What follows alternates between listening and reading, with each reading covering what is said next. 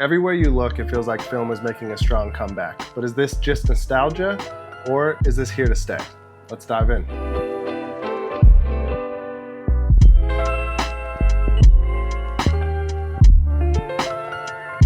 Over the past decade, film went from nearly disappearing to being a huge player in pop culture again.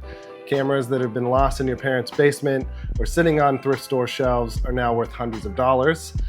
Celebrities are posing with their Leica M6 and their Contax T2s and shooting on film and posting it all over Instagram. Kodak has doubled their production in recent years, and we have awesome projects like the revival of the wide lux, thank you Jeff Bridges, as well as the Rolly AF and many other really cool projects. But it all makes me wonder, is film really back for good, or are we just riding some weird temporary wave or just a bubble?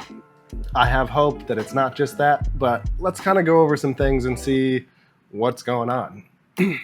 Kodak said that in 2019 they were producing more than twice the amount of film that they were in 2015, which is good because that means there's demand and it's not just hype.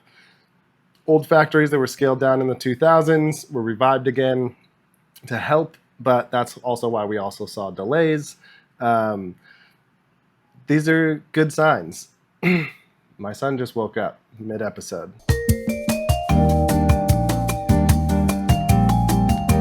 Ilford has been investing millions into black and white film, which, in my opinion, if a company's putting money into production and not scaling down, it shows that they're betting on the long-term side and not going under. So that's great.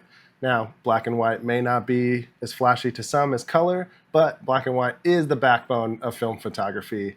And in my opinion, if they're producing more, that's a good sign for us film nerds. Film cameras are popping up in celebrities' Instagram, like Billie Eilish, Frank Ocean, and Kendall Jenner, just to name a few. I'm sure there's many more, but they're posting photos with their Contax T2s, which in turn makes all the fans want to get them, which hurts us because the prices go up. And although the celebrities can afford mostly anything they want, which they worked hard to get there, so congrats to you, we can't afford some of those prices for these cameras. But what it does show is that demand is up, and also that with old cameras, there's a scarcity. If we compare it to vinyl, original presses were skyrocketed once people realized production was shrinking. However, vinyl's still doing pretty decent. So in my opinion, these are all good things. I just wish that the prices weren't going up. It's kind of like if a chef shouts out a restaurant, that restaurant gets super busy, which is great for them, but sometimes it's not great for the consumer because they can never either afford it or get access to it. Double-edged sword there. The community and infrastructure revival has also been a big player. We've seen new labs pop up in New York, LA, London, which is a good sign. Without labs, film would die, kind of, unless you all develop at home, but a lot of people don't. So having these labs in the community is huge. On top of that, you have community darkrooms and just overall film communities, which are helping keep film alive and getting people into the community. And, you know, some have never shot film before, which is cool. Seeing these new labs opening and these new communities flourishing is proof that the ecosystem is still alive, in my opinion. You also have these other really cool revival projects coming to life. You have Jeff Bridges working to revive the wide lux, which we all love. I can't afford it, but it's a badass camera, and maybe it'll be more affordable for everyone once it's in production. Although we've yet to see anything, but we'll wait. You also have the Rolly 35 AF by Mint Camera, which is pretty cool. They took the Rolly 35, which is a classic, and they made it have autofocus and all sorts of other awesome specs. You also have Rolly themselves, which, although we don't know a ton about it, they've announced some sort of film revival, I think, which is pretty cool. And then on top of that, you have other smaller projects.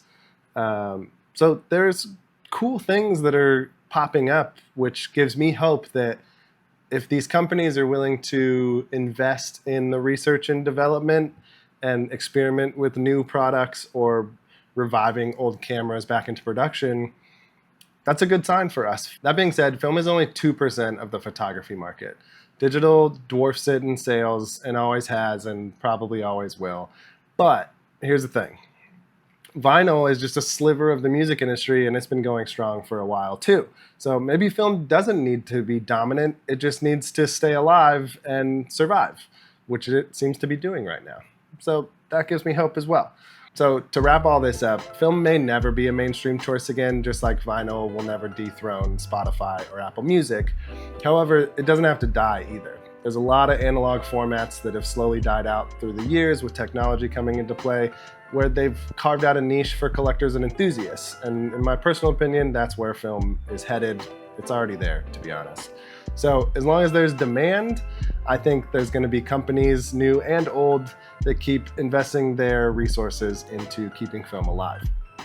On top of that, you have other awesome companies that are creating new stuff, things we've never seen before. And these are all positives for the community.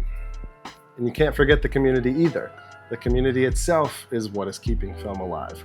The photo walks, the meetups, the community darkrooms, all of those things are helping keep film sustainable to a certain level. In my personal opinion, I do think film is here to stay. It may not become mainstream again, which is fine. I like it that way. But as long as there's demand, you're going to have people investing in it and interested in it. And to be honest, it's really the communities that are keeping it all alive. So let me know what you think in the comments. Is film here to stay for good, or will it fade out again? I personally don't think so.